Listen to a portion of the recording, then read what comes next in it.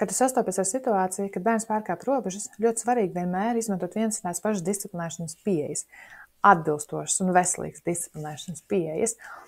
Jo, ja mēs mainīsim mūsu disciplinēšanas pieejas katru reizi, tas veidos dezorganizētību un rezultātā nevarēs izveidot tādu vēlamu uzvedību un bērns neiemācīsies prasmes. Piemēram, ja mazs bērns met mantas un mēs bērnam sakam vienā reizē mantas nedrīkst mest, un tas nav labi, tev mamma vai tēvs uzdāvināja mantu, un tas nav laipni, ka tu tā dari. Un tad citā reizē, piemēram, mēs sakam, reku šito mantu mest nedrīkst, var mest šito mantu, un tad vēl citā reizē, kad bērns met mantas, mēs sakam, tagad atnāks nekārtības rūģītis un visas mantas savāks, un tev vairāk mantu nebūs.